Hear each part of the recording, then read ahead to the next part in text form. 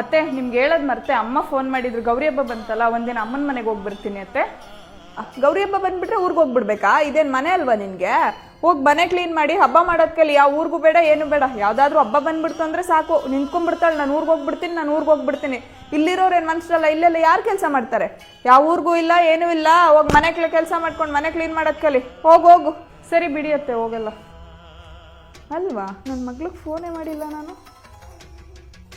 Hello ಮಗಳೇ, ಗೌರಿ ಹಬ್ಬ ಬಂತಲ್ಲಮ್ಮ, ಗಂಡ ಮಕ್ಕಳು ಎಲ್ಲರನ್ನೂ ಕರ್ಕೊಂಡು 2 ದಿನ ಮುಂಚೆನೇ ಬಾ ಅಮ್ಮನ ಮನೆಗೆ. ಹೆಣ್ಮಕ್ಳು ಇನ್ಯಾವಾಗ ಬರ್ತಾರೆ ಅಮ್ಮನ ಮನೆಗೆ ಬರ್ದೇನೆ ಈ ಟೈಮಲ್ಲಿ? ನೀನು ಕೆಲಸ ಎಲ್ಲ ನಿಮ್ಮ ಅತ್ತೆ ಮಾಡ್ಕೊತಲ್ವಾ? ಏನಕ್ಕೆ ಇರೋದು ನಿಮ್ಮ ಅತ್ತೆ ಮನೆಯಲ್ಲಿ? ಸುಮ್ಮನೆ ನೀನು ಮಾಡೋಕ್ಕೆ ತಿನ್ಕೊಂಡಿರಕ್ಕ ಇರೋದು? ನೀನೇನು ತಲೆ ಕೆಡ್ಸ್ಕೊಬೇಡ. ನಿನ್ನ ಗಂಡನ ಕರ್ಕೊಂಡು ನಿನ್ನ ಮಕ್ಕಳು ಕರ್ಕೊಂಡು ನೀನು ಬಾ, 1 ವಾರ ಇದ್ದೋಗುವಂತೆ. ಇಲ್ಲಿ ಬೇಕಾದ್ರೆ ಅಮ್ಮ ಮಾಡ್ಕೊಳ್ಳುತ್ತೆ. ಸರಿ ಕಣಪ್ಪ, ಆಯಿತು. ಓಕೆ. ನಮ್ಮ ಮನೇಲಿ ಮಾತ್ರ ಹಿಂಗ, ಎಲ್ಲ ಮನೇಲೂ ಹಿಂಗ ಅತ್ತೆ. ಸೊಸೆಗೊಂದು ನ್ಯಾಯ, ಮಗಳಿಗೊಂದು ನ್ಯಾಯ.